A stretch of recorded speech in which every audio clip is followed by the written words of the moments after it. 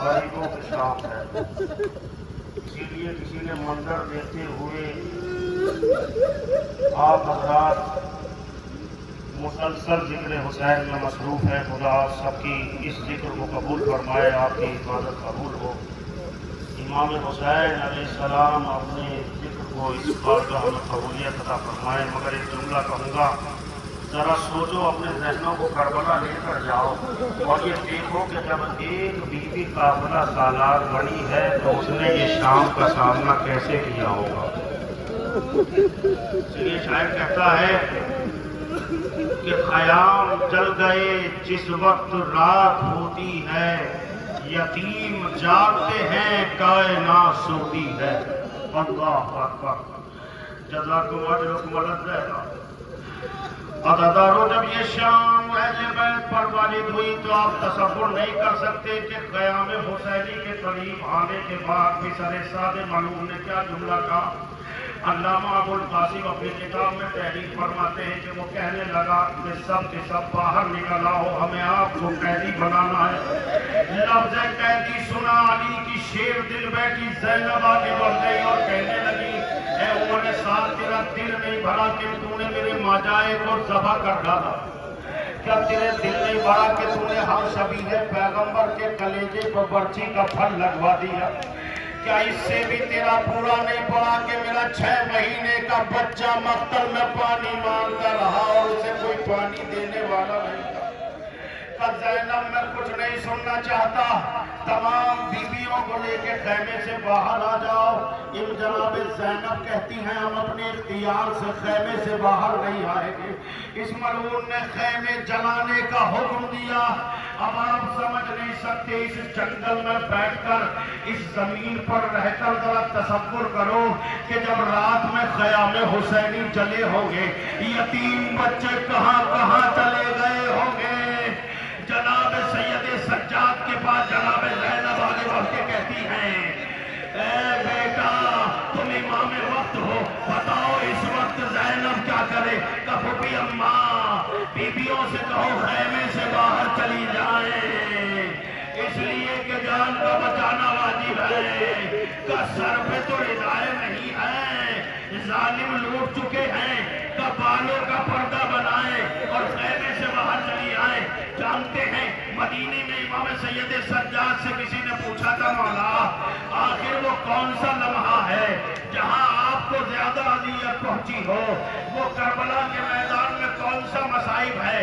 کہ اگر تو کربلا کی بات کر رہا ہے تو سن، جب خیمے میں آگ لگی، میری پھوپھی اور تمام بیویاں ایک خیمے سے دوسرے خیمے میں، دوسرے خیمے سے تیسرے خیمے میں، جب آگ زیادہ شدت پر پہنچی تو میری آنکھ کھلی. میں نے دیکھا کونے میں ایک بی بی گریا کر رہی ہے، ایک بچی ہے نام سکینہ. میں نے کہا بہن سکینہ، تم خیمے سے باہر کیوں نہیں گئی؟ کہا بھیا، بالوں کا پردہ بن نہیں رہا ہے، حکم امام سے آگے کیسے بڑھ جاؤں؟ اب جب یہ بچی نکلی ہے تو دامن میں آگ لگ گئی. جزاکم اجرکم الذین. عزاداروں، میں یہ نہیں کہوں گا اس لیے کہ دن بھر آپ نے پرسہ دیا ہے جناب سیدہ کو، مگر اتنا ضرور کہوں گا کہ اس جگہ بیٹھ کر ایسے روئیے جیسے زینب روئی ہو، ایسے گریا کیجئے جیسے سکینہ نے حسین کو جب نہ پایا، جب دامن میں آگ لگی تو سکینہ مقتل کی طرف دوڑی. تاریخ یہ بتاتی ہے کہ شمر ملعون آگے بڑھا، جب کہتا ہے کہ میں چاہتا تھا کہ سکینہ کے رخسار پہ تماچے ماروں کہ میری نظر گوشوارے پہ جا کے ٹھہر گئی. میں نے جیسے ہی گوشوارے کی طرف ہاتھ بڑھایا، بچی سہم کے پیچھے ہٹ گئی اور کہنے لگی، اے ظالم، مجھے ہاتھ نہ لگانا، میں حسین کی بیٹی سکینہ.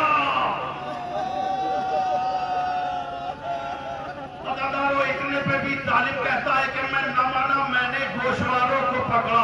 اب جو جھٹکا دیا ہے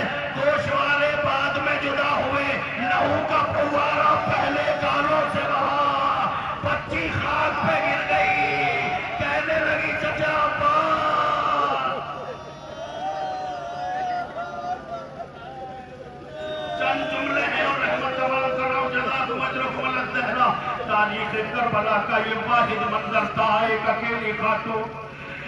آپ جانتے ہیں کہ جب اہل بیت اس مصیبت سے گزرے، زینب کا پہلا کارنامہ تھا قافلے کو بٹھا کر بچوں کی گنتی شروع ہو جاتی۔ علامہ ابو القاسم لکھتے ہیں اگر جملہ آپ تک پہنچ گیا تو جب یاد کریں گے، گریہ کریں گے کہ جب زینب نے گنتی شروع کی تو 2 بچوں کی کمی پائی گئی، 2 بچے شام غریبہ میں گم ہو گئے۔ تاریخ نے لکھا کہ جناب ام کلثوم، جناب زینب ان بچوں کی تلاش میں آگے بڑھی۔ جب دیکھا کہیں یہ لاڈلے نہیں مل رہے ہیں، وہ فوراً ڈھونڈتے ڈھونڈتے لاشوں کے درمیان پہنچی تو کیا دیکھا، یہ دونوں بچے ایک دوسرے سے لپٹے ہوئے لاشوں کے درمیان پڑے ہوئے ہیں۔ آپ جانتے ہیں ابو القاسم کا تحریر فرماتے ہیں کہ جیسے ہی زینب نے بچوں کو ہلایا تو کیا دیکھا، پیاس کے عالم سے جسموں میں جان نہیں، روح پرواز کر گئی۔ وہ حسین کی طرف رک کر کے کہا بھیا ارے یہ پیاسوں کی قربانی قبول ہو، میرے 2 بچے شام غریبہ میں دم توڑ گئے۔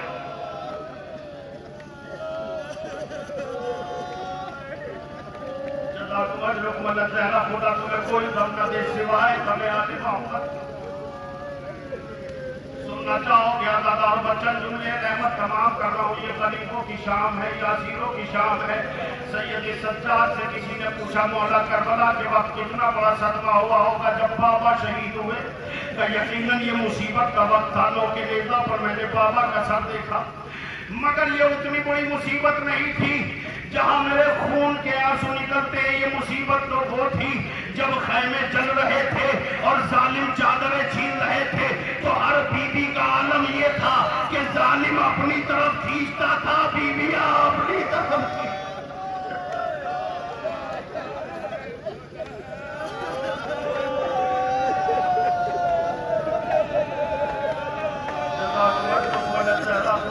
سلامت رکھے، تم آباد رہو۔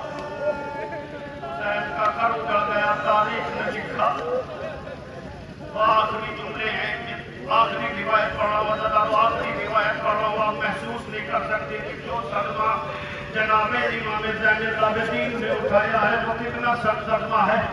زینب پہرے پر ہے، یہ پہلا پہرا ہے جو عباس کے بعد زینب دے رہی ہے کہ یکایک زینب نے دیکھا کہ ایک سوار ہے جو چلا رہا ہے، بڑا چلا رہا ہے خیام حسینی کی جانب۔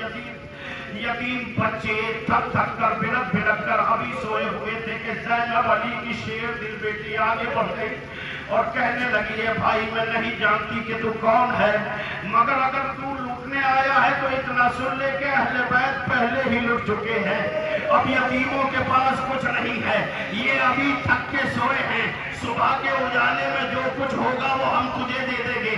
مگر جب سوار نہ رکا اور زینب روکتی رہی، سوار آگے بڑھتا رہا تو ایک مرتبہ علی کی بیٹی کو جلال آ گیا اور کہنے لگی تو مجھے مجبور سمجھ رہا ہے، میں عباس کی بہن زینب ہوں۔ جب اتنے پہ بھی سوار نہ رکا اور آگے بڑھتا چلا گیا تو ایک مرتبہ علی کی بیٹی نے لرزتے ہوئے لہجے میں کہا اگر تو نہ رکا تو میں نجف سے اپنے بابا علی کو پکار لوں گی۔ وہ اتنا کہنا تھا کہ یہ سوار قریب آ گیا اور نقاب کو الٹ کے کہا اے بیٹی تو نے کہاں پکارا؟ میں تیرا بابا علی۔ اتنا سننا تھا کہ زینب چند قدم پیچھے ہٹ گئی، یہ نہیں کہا کہ بابا اب آئے ہو۔ جب حسین مارے گئے، جب عباس کے شانے کٹ گئے، جب علی اصغر کے تیر لگ گیا، زینب پیچھے ہٹی اور ہٹنے کے بعد میں کہا اما فضہ غضب ہو گیا، میرا بابا آ گیا، میرے سر پہ چادر نہیں ہے، کوئی چادر ہو تو لے کر آ جاؤ۔ یہ کہہ کر زہرا کی بیٹی نے خاک کربلا کو اٹھا کر سر میں ڈالا۔ بابا شرمندہ ہوں، پہلی بار بے پردے میں آپ کے ساتھ۔